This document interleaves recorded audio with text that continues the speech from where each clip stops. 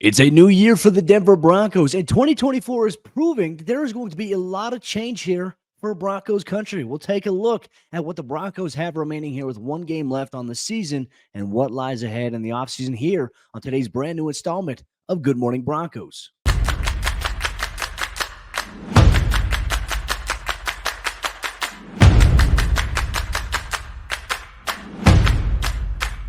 Good morning, Broncos Country. Happy New Year, and welcome into a freshly brewed installment of GMB here on Mile High Sports YouTube page. Do us a favor, subscribe or follow so you never miss out on what's going on with your favorite Colorado sports team. I have you covered here with Good Morning Broncos. As the Broncos season goes about, as the season starts to wind down, we'll start to reduce our episodes. As the NBA season continues on, Ryan Blackburn will have you covered with the Pick, Axe, and Roll podcast covering the Denver Nuggets. And also make sure you check out milehighsports.com for all your up-to-date written information, stories on the Denver Broncos, Denver Nuggets, Colorado Rockies, and Colorado Avalanche. We have you covered there, every team, every day here. 2024 is officially here. And look, I think when you look back at the 2023 NFL season for the Broncos, there was a wide variety of different emotions, I think, that have encapsulated what the fan base has felt, how they're feeling, and maybe the idea of how they're going to feel about this team going into the future. And I think one of the bigger things we have to do is you always have to look back at what was to maybe appreciate or maybe get a feel for what may be down the road here. Now, I think in the last 2 weeks, there's been a massive turn. There's been a massive shift in the eyes and in the hearts of Broncos Country about how they feel about how this team is doing. And I think that the general confidence level in the eyes of Broncos Country has gone down a little bit. Now, so much of that is contingent upon we are about to enter an offseason where there's going to be more change here, once again, for this franchise that has endured it at one position in particular for the last 7 years. Now, the Broncos have had their quarterback for the last 2 years, but they are going to be moving on from Russell Wilson in March. We saw Jarrett Stidham get his first start here for the Broncos in Sunday's game against the Los Angeles Chargers, where Denver won that game 16-6. The offense looked a lot like the same. Didn't matter who was really at quarterback. The result was still the same. Not a lot of points put up, not a lot of consistency or efficiency from the offense, but a couple of big plays did make the difference there, and they played a very, very bad Los Angeles Chargers team here. But overall, there is going to be another perspective that's coming up here, and Broncos fans are unsure of how to feel now that they know that Denver's going to be in the market for a brand new quarterback, or is going to have to figure out who's going to be the quarterback for this franchise going forward. There's not a lot of answers to that. There's not a lot of security, and we talked about this as well 2 weeks ago before the news came out of Russell Wilson being benched and the team looking to move on from him, Sean Payton looking to move on from Russ. I think we all felt that, okay, hey, regardless if Denver makes the playoffs or if they miss the playoffs, this season was a success for Denver, and we're confident about maybe the direction that they're heading. That's how a lot of Broncos Country felt. That's what they've expressed to me in the comments here on YouTube. They've sent it to me on email, social media, whatever platform you use to communicate how you feel about the team. I've seen it all. I've heard it all. And now the vibe has changed in the last week and a half after the news had come out last week. Obviously, a big drama here for Denver.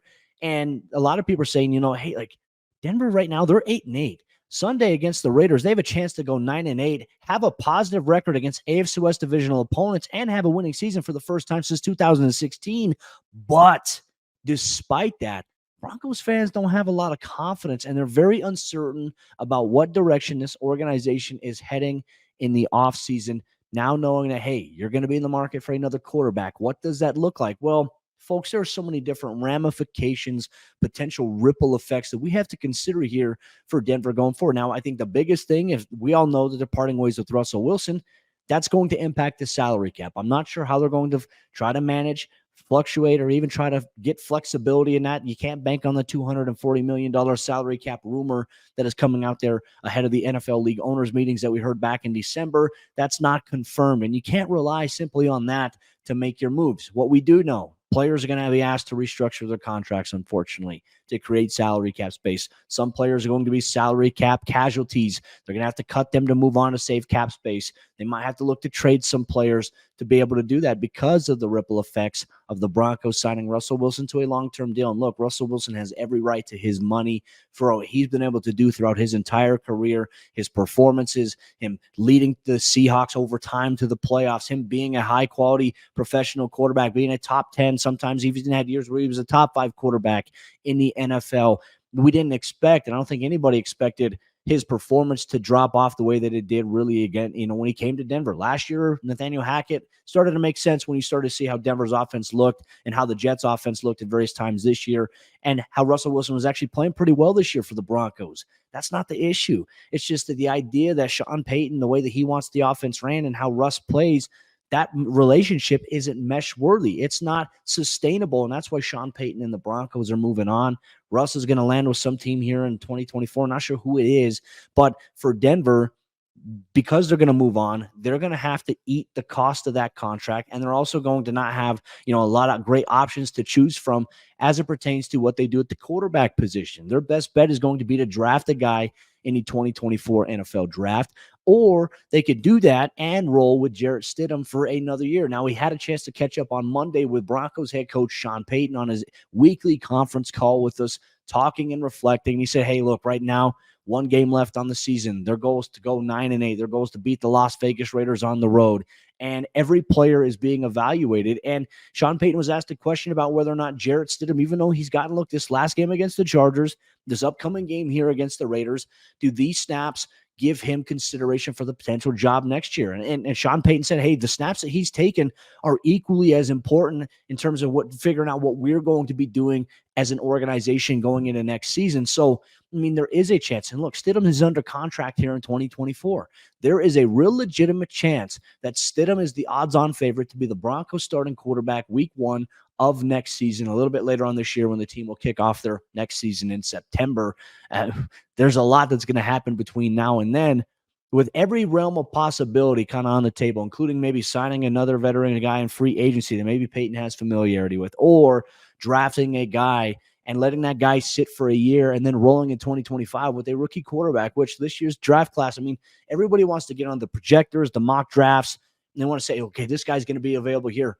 The truth of the situation is we don't know where any of these guys are going to land, right? There still is the NFL Scouting Combine that's coming up. The NFL Draft is going to be a big part of it. But what Denver does in free agency really is going to influence a little bit about how they might approach the NFL Draft. And to be honest with you, nobody knows where these quarterbacks are going to fall. Like in years past, we've seen mock draft databases really focus on, like, let's give a guy like Malik Willis, for example, a few years ago. Everyone had him going in round 1. He ended up going way later than round 1 in the NFL draft there. Kenny Pickett drafted round 1, more than likely on his way out of Pittsburgh. Probably not going to be their guy next year. Probably not going to be on the roster next year. There's always a possibility of that. So I just hate getting into the notion that we're going to project and maybe think about, okay, hey, this guy's going to be available. We don't know yet. Let's wait and see, right? There's a lot of things that are going to happen between now and then before the Broncos maybe get into a position to draft a quarterback. And if the quarterback is high on their board, who they draft, that's going to be a very interesting question. But we don't know what that looks like yet. So for Broncos country, not a lot of certainty coming into this offseason here for this team after, even if they finish 9-8, that's being overshadowed. Like a winning season, despite them being 1-5 at one point, like the strides that the Broncos have made have been great. Don't get me wrong, but fans are not excited about 9-8 right now. Fans are a little bit on edge about, okay, even if we go 9-8, what does this mean for the team going forward? And I think there's some validity to those questions. There's validity to those concerns that Broncos country may have. And we're going to continue our conversation here on Good Morning Broncos. Here's some injury updates for you coming out of Sunday's game against the Los Angeles Chargers. I'll share my thoughts on how I thought Jarrett Stidham performed in his first start as a member of the Denver Broncos. You're going to get all that here on today's episode of GMB. Real quick, let me tell you about our friends over there at Superbook Sports. We're 1 month away. Win a trip to the biggest football game of the year, courtesy of Superbook Sports. Superbook will fly you and a friend to Las Vegas for February's championship game, and they will also give you 2 tickets to the game plus a 3-night hotel stay. And all you have to do is place a $25 same-game parlay between now and January 7th, and you're automatically entered to win. So you'll have a few days left to get in on the action there. So wager and win a super trip to Las Vegas, courtesy of Superbook Sports. Visit superbook.com for terms and conditions. Gambling problem? Call 1-800-GAMBLER. Hey Nuggets fans, Ryan Blackburn here, host of the Pickaxe and Roll podcast on Mile High Sports. We've got the best Denver Nuggets coverage around, so make sure not to miss an episode and subscribe down below to the Mile High Sports YouTube channel. Nuggets off to a great start. Make sure not to miss a thing on Mile High Sports. All right, Broncos Country, we continue on today's episode of GMB here on Mile High Sports YouTube page. Just a reminder, check out milehighsports.com every single day, fresh in the morning, afternoon, evening, after your favorite teams play, or if there's breaking news, if there's stuff that's going on, we have you covered with all the information you need on your favorite Colorado sports teams. Let's continue on our episode here today, go through some injury updates here for the Broncos as they prepare for the final week of the regular season. Now, they were able to end 2023 with a victory. They're going to have one game here at the beginning of 2024, and that's going to be the season finale against the Las Vegas Raiders, 2:25 p.m. Mountain Time this upcoming Sunday.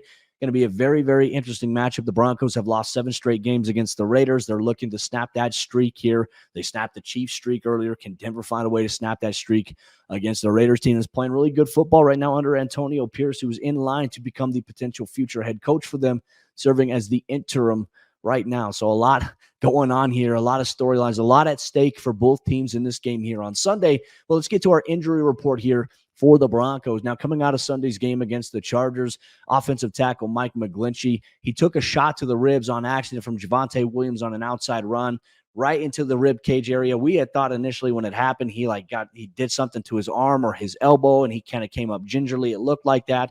Well, he ended up taking a shot to the ribs from Javonte's helmet on one of those run plays there. He left the game and he did not return, and veteran offensive tackle Cam Fleming would finish the game in his place for that game, and now it could be in line to potentially finish the season there with one game left against Max Crosby this upcoming week. But, we had a chance to speak with Sean Payton on a conference call on Monday morning following the Broncos' victory 16-6 against the Los Angeles Chargers. And he said they're a little bit more optimistic about McGlinchey's injury, but they also lost safety Delarian Turner-Yell, second-year safety, key special teams player for them. He's lost for the season to a torn ACL, and unfortunately the timing of it as well.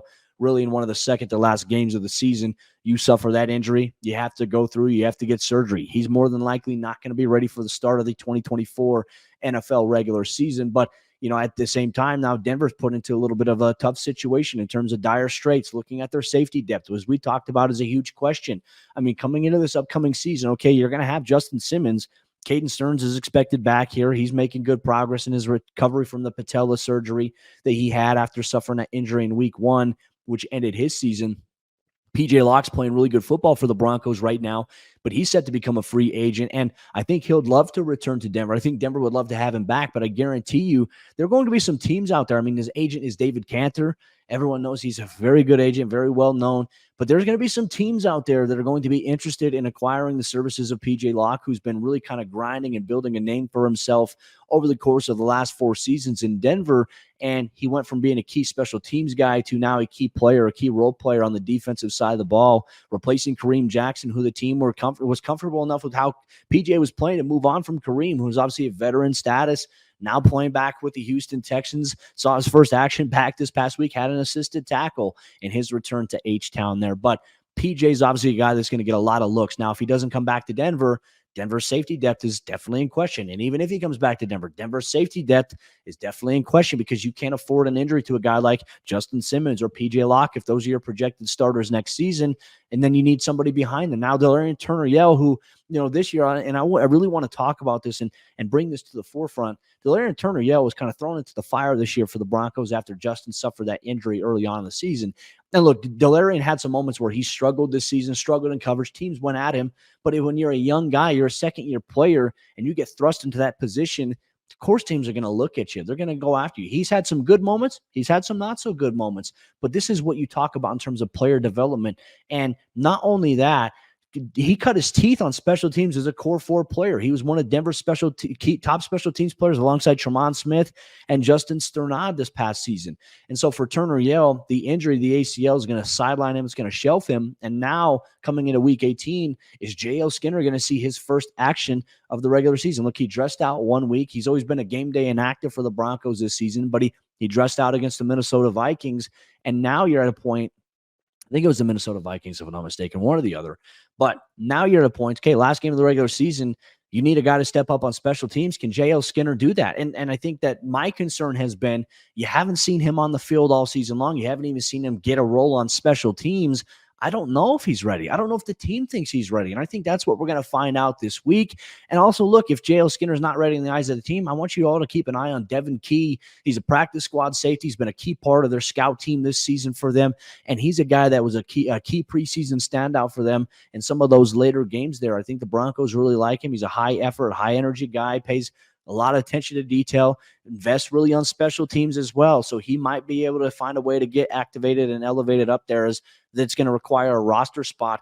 Not sure what Denver's going to do. I mean, now if there was an opportunity for the Broncos to do a change at quarterback, for example, like Jarrett Stidham, now that there's a roster spot that's opened up with Turner Yell heading to IR, I mean, they could activate Ben DiNucci, promote him to the active roster, and then if they wanted to sit Russ, they could. But Sean Payton told us on Monday as well that he's planning on rolling with Stidham as the quarterback one, and Russ is going to be his backup here for the second consecutive week. So there's just a lot going on here in terms of that. And I'm going to share my final thoughts here on Jarrett Stidham. I thought overall in Sunday's game against the Chargers, I felt like he looked like a guy that hasn't played this season, right? And that's not an indictment on him, and that's not a bad thing at all. He's a young guy that's got a small sample size, right? And I think overall for Denver, for Stidham in particular, his first game, there were some throws where his accuracy was off, on slant routes. He threw a couple passes behind Jerry Jeudy or Brandon Johnson on a couple of times. Some guys took some shots there. I didn't like some of the shots into double coverage, but he's got a big arm, and you want to be able to test that, and you want to see what you have there. But the thing I think that he did really well that I'm going to give him praise on is there were a couple third down situations here. And Denver wasn't great on third down overall in Sunday's game, but there were a couple of big third down plays where he fired a shot to extend a play. One to little Jordan Humphrey on a crossing pattern, who he did the rest and went 54 yards for the only touchdown of the game. That was a nice spark to see there from Stidham. And then you also have, a couple of over routes that he hit as well. And he's not afraid to throw across the middle of the field. You can throw the slants with him. I just think he's a guy that needs, it's a small sample size. He just needs more time to get comfortable. He needs some time to get more into rhythm. And we saw a little bit of that in Sunday's game. Was it a great performance by Stidham? No. Was it a bad performance by Stidham? No. It was in the middle there.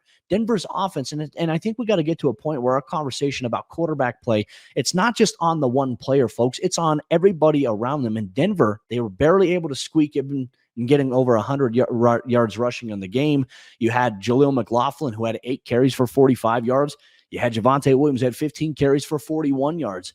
The run game still isn't going consistently enough for Denver to the point where I think it opens things up for everybody else. And granted, no Cortland Sutton, no Marvin Mims in this game. So your starting receivers for Jerry Jeudy, little Jordan Humphrey, Michael Bandy getting in on some of the action for Denver as well. And then Lucas Kroll at tight end alongside Adam Troutman. And obviously your pass catchers out of the backfield at running back, including Jaleel, Javonte, and even Samaje Perine. So I mean, it wasn't a great performance, though, but I think if you're coming down and you're trying to judge Jarrett Stidham negatively for this game, I don't think you can. I don't think you can judge him too positively. I don't think you can judge it too negatively. I think we can say, like, hey, the sample size is so small, it's still incomplete, and every snap he's going to take is going to be important in the eyes of Sean Payton, and they saw a lot in Jarrett Stidham. That's why they signed him in free agency. So we'll see where things go, and he's going to be in line for the potential starting job in 2024. Whether you like it or not, Broncos country, that is something that's in the works. But with that said, Broncos country, that'll wrap up today's episode of GMB here on Mile High Sports YouTube page. We appreciate you so much for tuning in and rocking with us. Make sure you check us out tomorrow. Send in your mailbag questions, any questions you have about the Broncos. Try to reply here in the YouTube comments. Try to send some in. Cody at milehighsports.com. I'd be happy to answer them. And we look forward to dropping our mailbag on tomorrow's edition of the show.